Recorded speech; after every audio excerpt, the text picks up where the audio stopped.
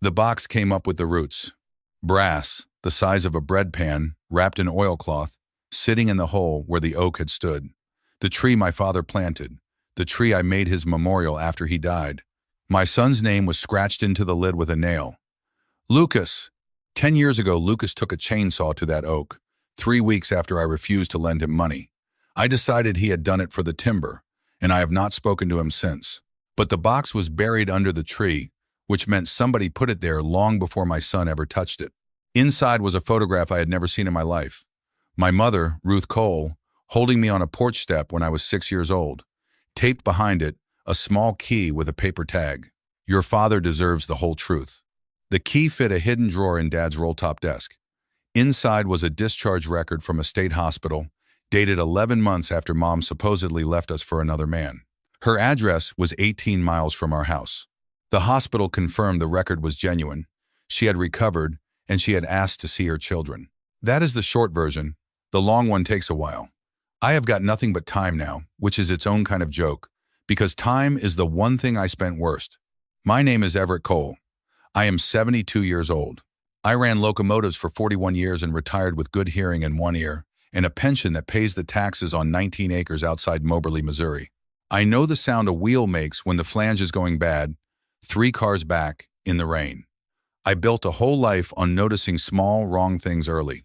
I did not notice the biggest one for 66 years. The storm came through on a Tuesday in April. Straight line wind, no funnel, the kind that snaps the tops off cedars and leaves everything else standing. I walked the fence line the next morning with a cup of coffee going cold in my hand, and when I came around the machine shed, I saw that the wind had gotten under the old stump and stood it up. I should explain about the stump. When Lucas cut that tree, he cut it high, about waist height, and then he left. I never had it ground out. Any man with a tractor could have pulled it in an afternoon, and I had a tractor, and I had 10 years. I left it there because I wanted to see it. Every morning, out the kitchen window, over the sink. A waist-high piece of dead oak with a saw scar across the face of it, standing in the yard like a headstone for a man I had decided not to have as a son.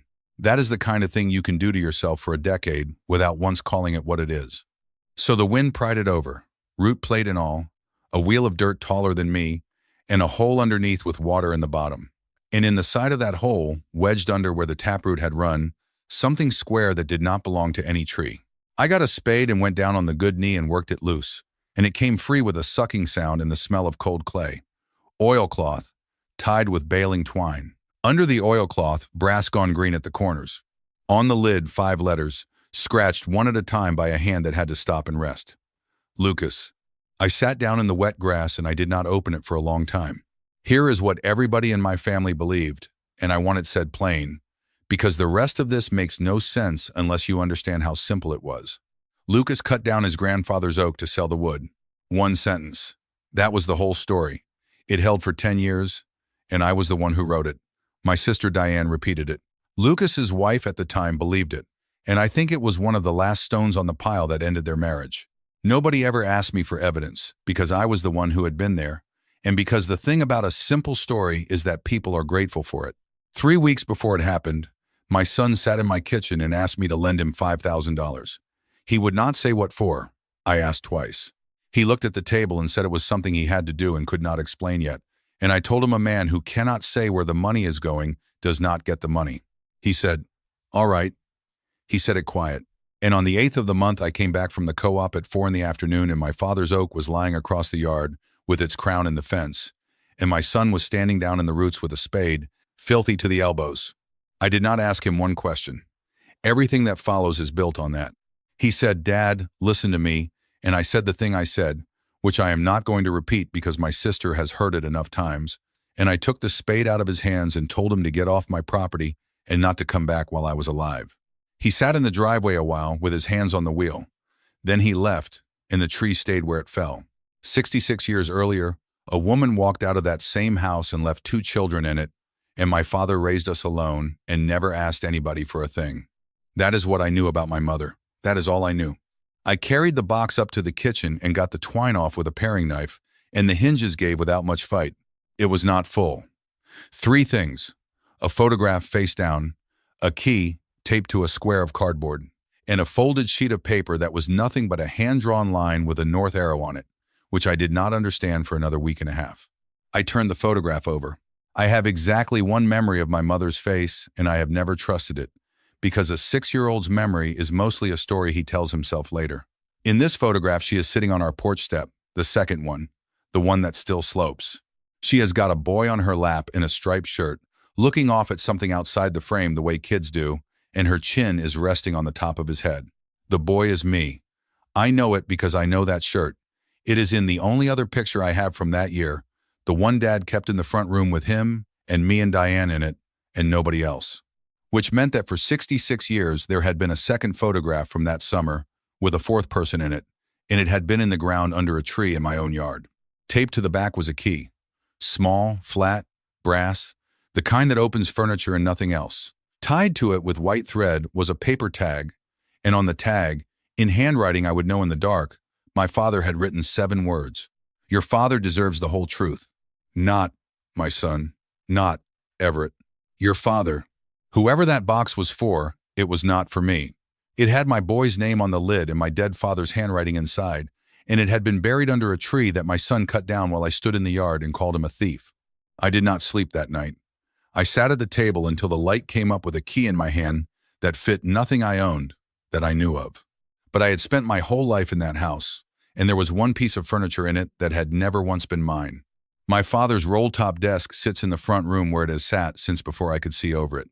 Everett Cole was a switchman and then a yard master for the Wabash, and he did his paperwork at that desk with a cigarette burning in a ball jar lid.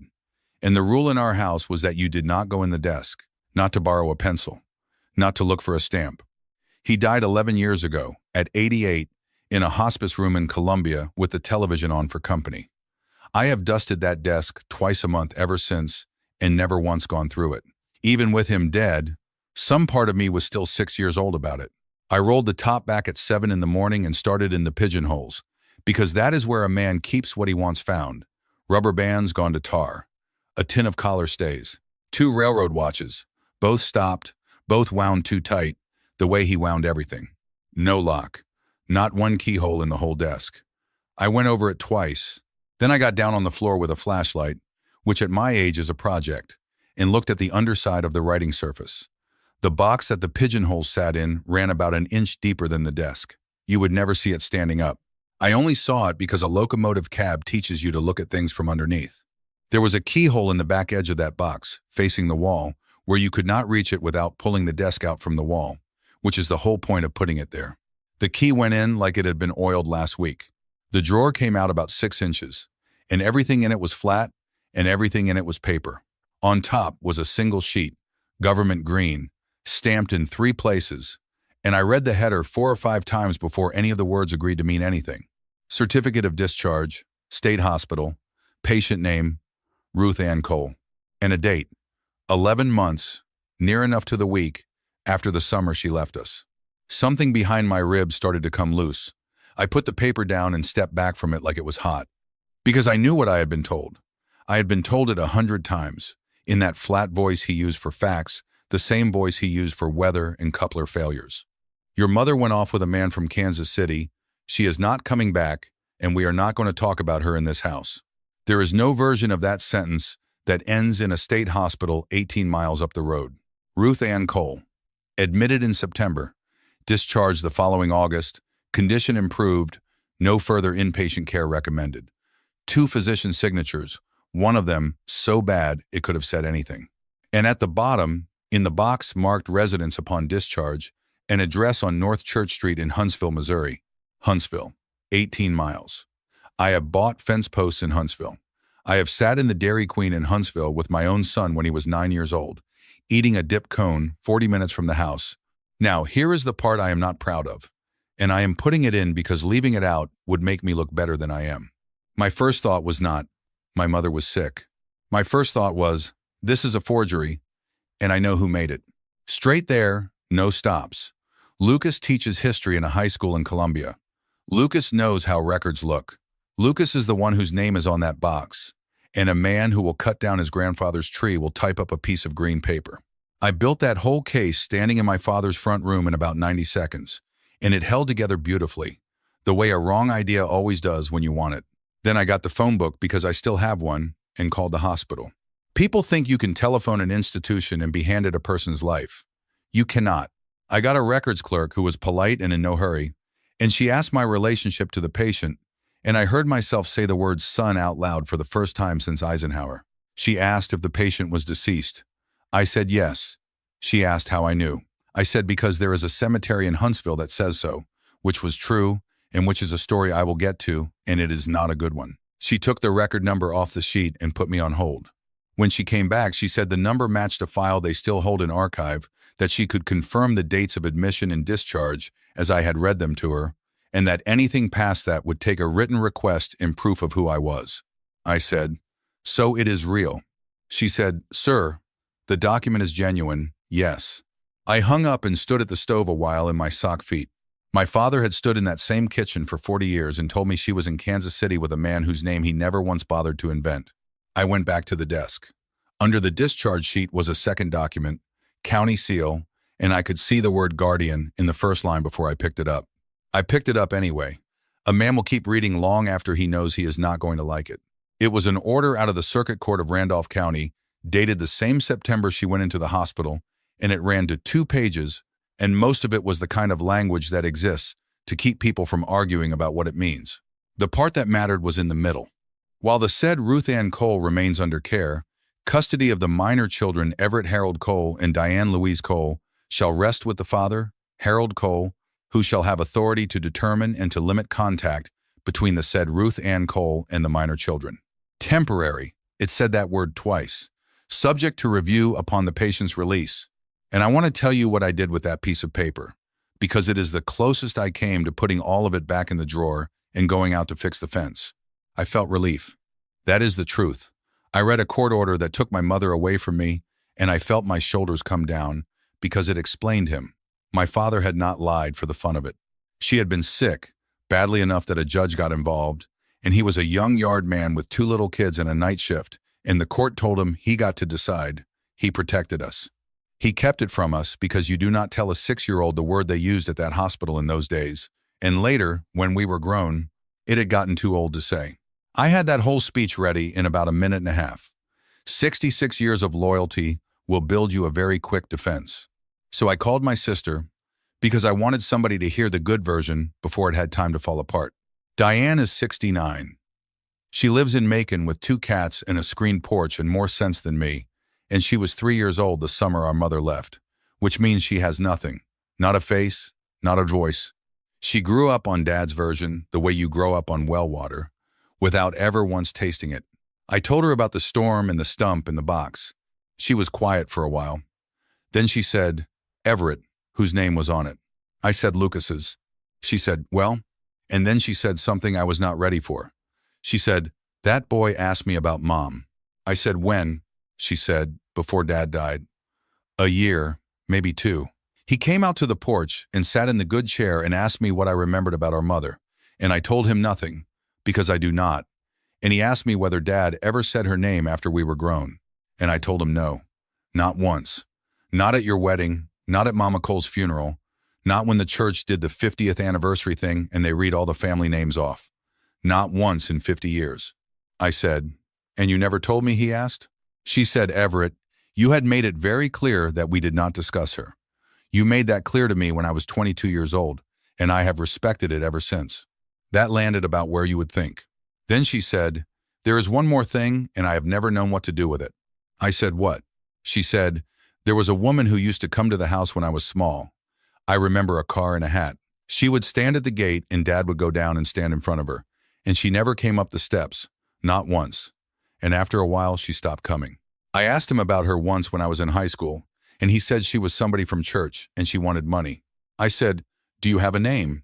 She said, "I have got a hat and a car, and I was 5. That is what I have got." We sat on the phone, not saying anything, 2 old people in 2 different counties, listening to each other breathe. Then Diane said, "Are you going to call Lucas?" And I said no, because I already knew what I was going to do, and it was worse than not calling him. I drove to Columbia the next morning and waited in the parking lot of my son's high school for better than 2 hours, because I did not know his schedule, because that is the sort of thing you lose. He came out at 3:10 with a canvas bag over his shoulder and his tie already off. 44 years old, gray coming in at the sides. He saw my truck and stopped walking, and then he came over and stood a few feet back from the window like a man who has learned where the fence is. He said, "Is Aunt Diane all right?" That is the first thing he said to me in 10 years. "Is Aunt Diane all right?" I put the two documents on the dash where he could see them, and I said, "Did you make these?" He looked at them a long time. He did not touch them. He said no. I said, "Because you know how paper works, Lucas. You know what a county seal looks like. You spend your whole life with the copy machine at that school, and you know exactly how a thing like this gets made to look old." And he said, "You drove 40 miles to ask me that." I said the rest of it then. I said he had cut down his grandfather's tree and walked off with whatever was under it. And now 10 years later, somebody wants to hang a story on a dead man who cannot answer. And I said that Everett Cole raised 2 children by himself on a switchman's pay and never took a dime of help from anybody, and that if there was one thing in this world I would not sit still for, it was that man's name getting dragged. He let me finish. He is better at that than I am. Then he said, "Dad, I didn't take anything out from under that tree. You threw me off the place before I got it out of the ground. It is still there." And I said, "No, it is not. It came up in the storm and it is on my kitchen table." Something happened in his face. 10 years I had been carrying around a picture of my son's face as it was that afternoon in the Roots, filthy and defiant. And that picture went out of date right there in the parking lot. He said, "You opened it." I said, "It has got your name on it." He said, "I know what is on it." He said that quiet, and then he put both hands on the door of the truck and leaned on it and looked down at the asphalt for a while. Then he said, "What have you read so far?" I told him, "The photograph, the hospital sheet, the court order."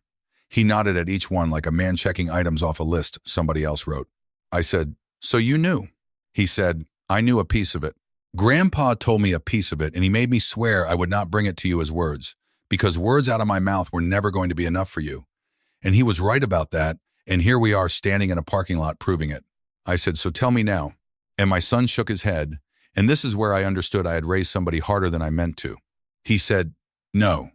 He said, "You have got half a drawer left to read, and you are going to read it standing up, by yourself, the way I had to. Because if I tell you and you decide I am lying, that is the end of it, and I have already spent 10 years on that.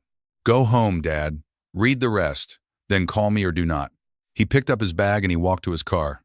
I sat there for a minute, and then I rolled down the window and asked the only question I could get out. I said, "The $5,000? What was it for?" He said, "Ask me at the end." The drawer was not close to empty. I laid the rest of it out on the writing surface in the order I found it, like a hand of cards, and then I read it that way, which took me most of a day, and by supper time, the version of my father I had been keeping alive for 66 years was on the floor in pieces, and I was still trying to hold 2 of them together. Here is what was in there. A letter from a lawyer in Moberly, addressed to Harold, dated a month before the discharge.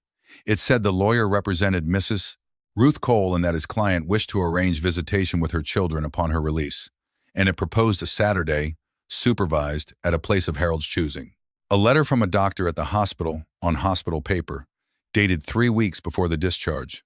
It said in the careful way those men wrote that the patient had responded well, that her judgment and conduct were sound, that he saw no medical reason to restrict contact with her children, and that in his opinion contact would be a benefit to her.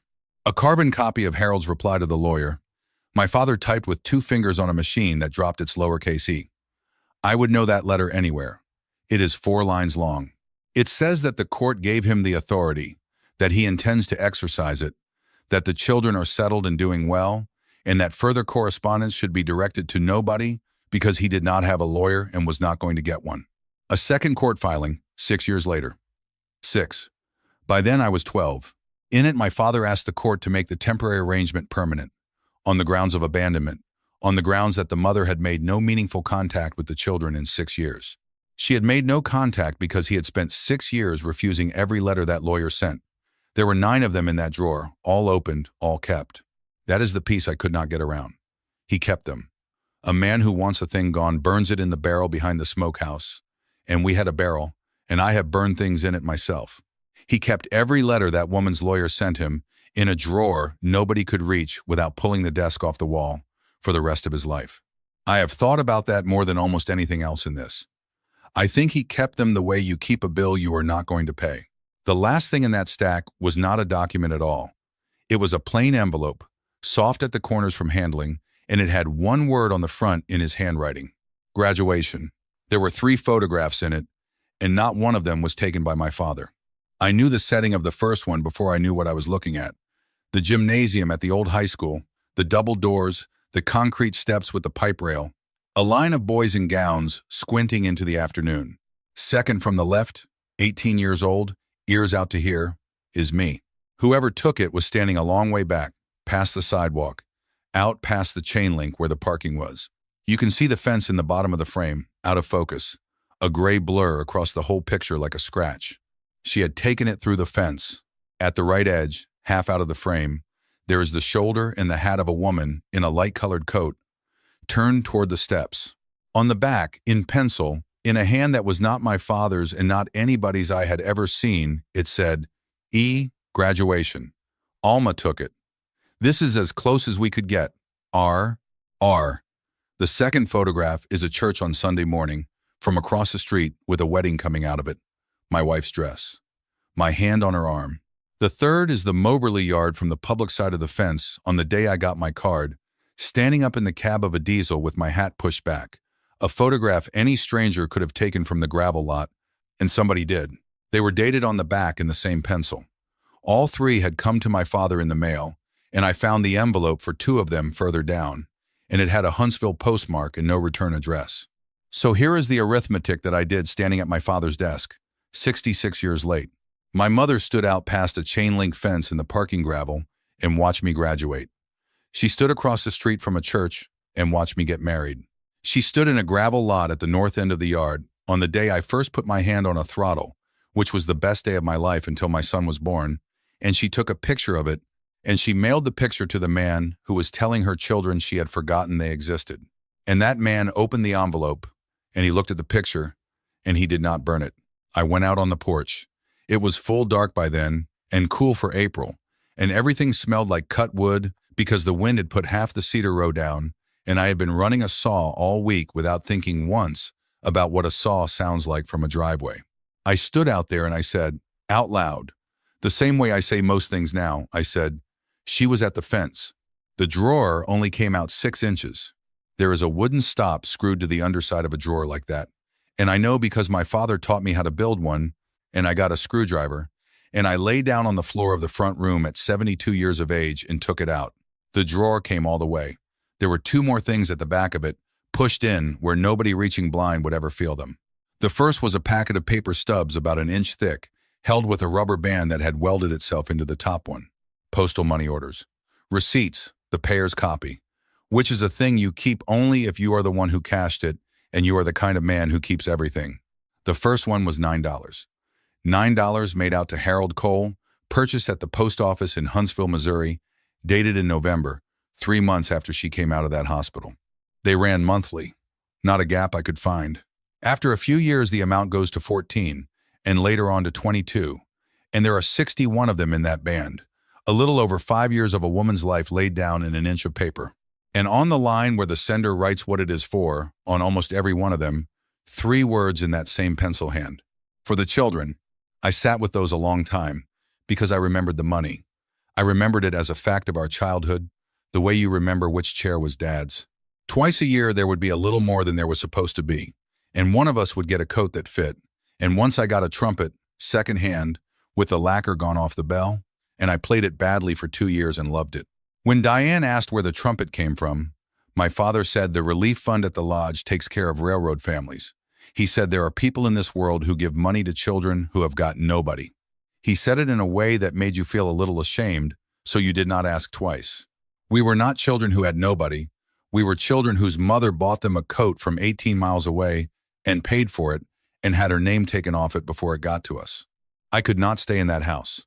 I got in the truck at 9 o'clock at night and drove to Huntsville, which is 25 minutes if you catch the light, and I found North Church Street, and I sat in front of a small white house with green shutters and a wheelchair ramp somebody had built onto the front of it, with the porch light on and a television going blue behind the curtains, and I did not knock, because it was 9 at night and I am not crazy.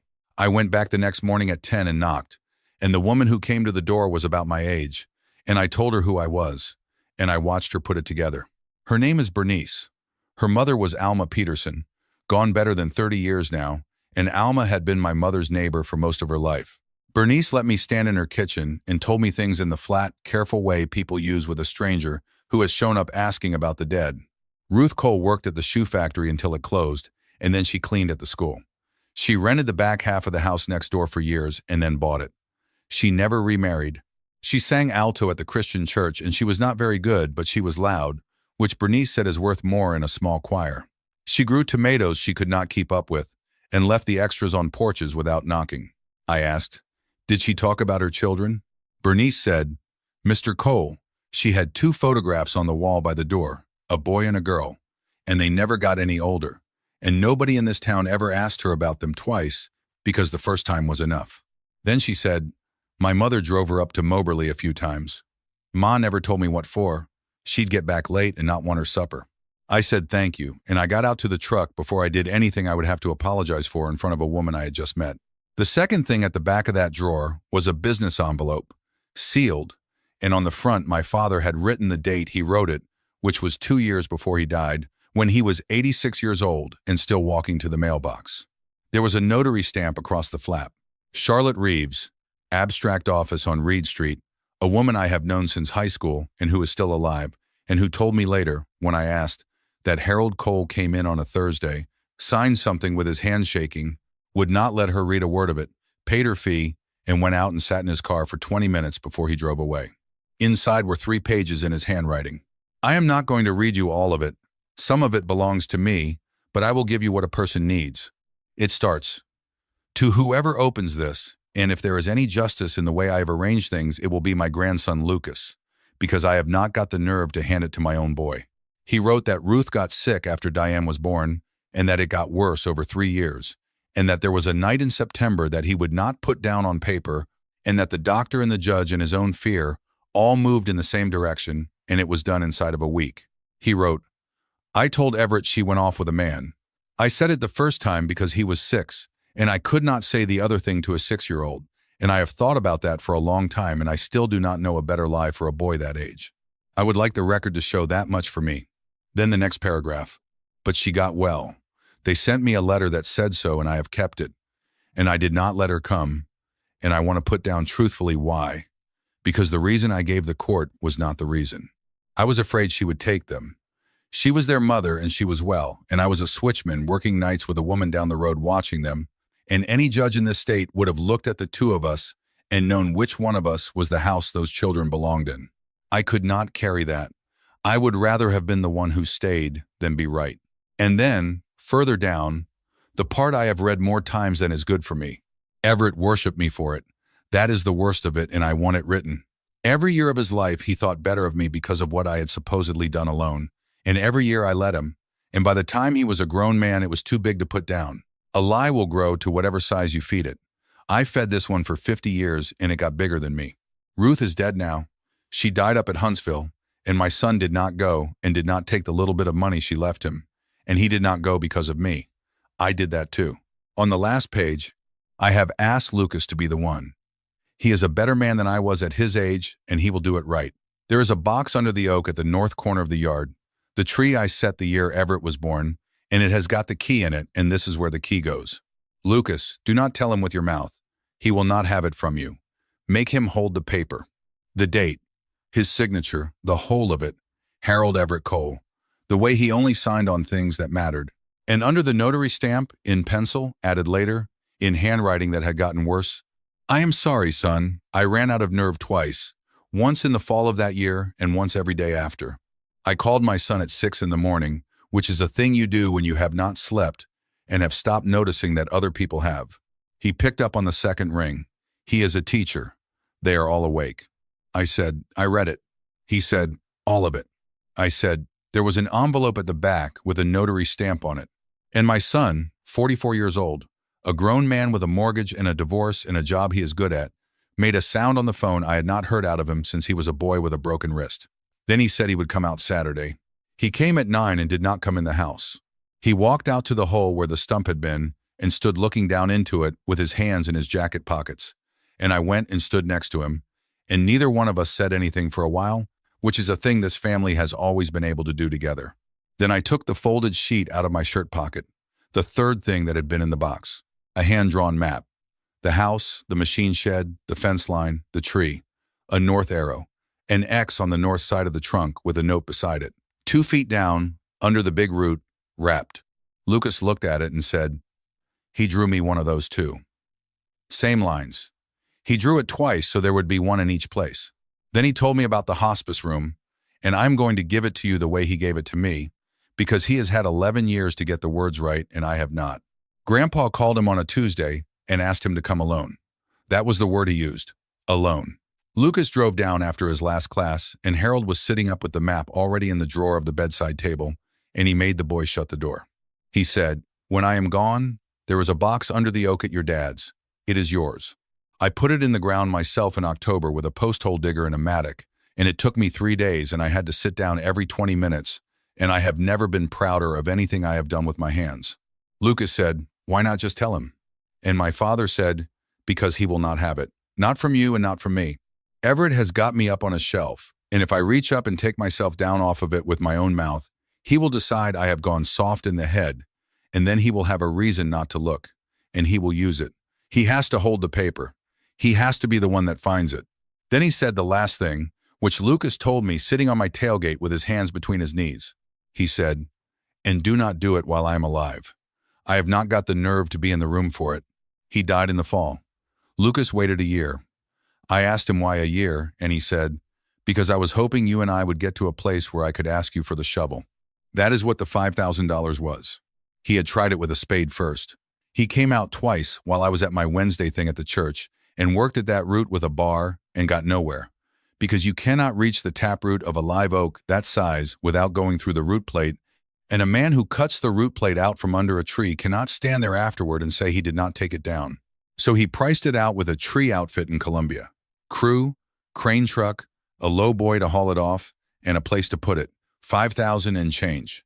Then he came to my kitchen and asked me for it and would not say what for, because he had promised a dying man he would not tell me with his mouth. I said, "You could have broken that promise." He said, "I have thought about that every week for 10 years. And then he said, "But he was right, Dad. That was the hell of it. He was right about you. You would not have had it." He is not wrong. I want that said clearly, because there is a version of this story where I am only the victim of a lie, and that is not the story.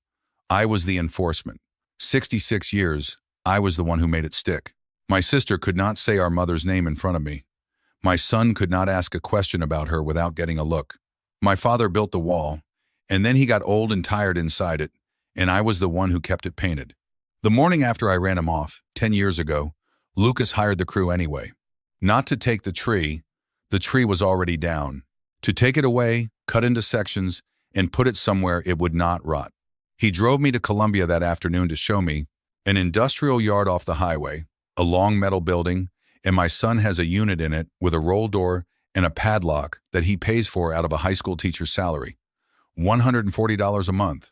He got the door up and I stood there. Every section of that oak is in there. Slabbed, not chopped, cut long, stickered up with strips between them so the air moves, stacked on a rack he built himself. There is a number in orange crayon on the end of every slab so you can put the tree back together in the right order. There is a shelf with a shoebox on it, and in the shoebox there are 10 years of receipts in order. Not one of them is a sale. He never sold a board foot. He never showed the wood to a man who buys wood. He turned down an offer from the tree crew for the whole log at the roadside, which is in the shoebox too, on the back of the estimate, in the foreman's writing. He paid $140 a month for 10 years to keep a tree that his father believed he had murdered for money. I asked him what he thought he was going to do with it. He said he did not know. He said some of it was for when you found out, and some of it was so that if you never found out, there would still be one person left who knew what it was for. I told him about the letter then. I had not told anybody in 19 years, not Diane, not my wife.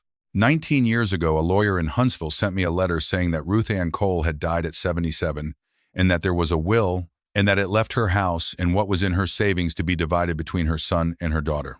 I did not go to the funeral. I did not answer the letter. I drove up to Dad's on a Sunday and put it on the kitchen table, and he read it and handed it back and said one sentence. He said, "You do not take that woman's money." And I said, "No, sir, I do not. I put it through the burn barrel behind the smokehouse that same afternoon, and I felt like a man doing right by his father, and I went home and ate supper. She had been dead a week and a half by the time that letter reached me. She had been alive for 47 years, 18 miles away, the whole time I was growing up and getting married and raising a boy, and I had had one chance to stand in a room where somebody said her name kindly, and I burned it in a barrel. That is mine. That one does not belong to my father. We went out to Huntsville together in May, the three of us, because Diane would not be left behind and told me so in language our mother probably would not have approved of. She is in the old part of the cemetery on the hill, in the shade, with a flat stone the size of a sheet of typing paper. Ruth Ann Cole, the dates, and nothing else, because there was nobody there to pay for words. Diane put a coffee can of tomatoes from her own garden on it, which she said was a stupid thing to do and did anyway, and I stood there and could not think of one thing to say to a woman I had never met and had hated with a clean conscience since I was in the second grade. What I finally said out loud was, "I got the trumpet. Thank you for the trumpet." Lucas turned around and looked at the tree line for a while. "We are doing something with the wood. It is not finished. The man in Salisbury who does the milling is booked into next spring, and my son and I have disagreed twice already about the design, which Diane says is a good sign. But it is settled in the main. 2 markers, cut from slabs 4 and 5, which came off the same 12 feet of trunk, and will have the same grain running through both, one for Harold, one for Ruth. Set where the tree stood, close enough together that a man mowing has to go around them as one thing. Harold's will say what he did, raised 2 children alone in the years he did it in. All of that is true, and I am not taking one word of it off him. Ruth's will say she was their mother, and it will say the years too, and the years will be the same years. If a story like this is worth the time you have given it, you might tell somebody about it, because there is at least one family out there sitting on a version of events that nobody has ever asked a question about. Lucas comes out most Sundays now, not every one. He was clear about that early, standing in his kitchen in Columbia with the coffee going, and neither one of us sitting down. He said, "I am not moving back into your life all at once, Dad. I did 10 years standing at the fence, and I am not built to do another one, and if I came back the whole way this week, I do not think either of us would trust it. So Sundays, and we will see." I said that was fair. It is more than fair. He learned the fence from me, and I learned it from a man who learned it from being afraid. That is what I have got out of this, and it is not much for the price. A man can inherit his father's version of the truth the way he inherits a desk, and use it his whole life without ever once pulling it away from the wall. Last Sunday, Lucas brought slab number 4 out to the farm in the bed of his truck, planed on one face, to show me how it is going to look. We laid it across 2 sawhorses in the yard, in the spot where the tree grew, 20 feet from the hole. The grain is quartered and tight, dark in the heart and pale at the edge. He put his thumbnail on the outside ring and counted in toward the middle, out loud, the way he used to count fence posts when he was small. He came to the end at 62. 62 rings, and 10 years dead in a storage building, and you have got my whole age exactly, because my father set that acorn in the ground the fall I was born. Then he put his thumb in the middle and came back out 6 rings to a thin dark line where the growth had pinched down to almost nothing, some dry summer, and he did not say anything, and neither did I. 6 rings out from the center. The summer my mother went up the road. The tree had been keeping the count the whole time, out in the yard, in the wind, where anybody could have looked.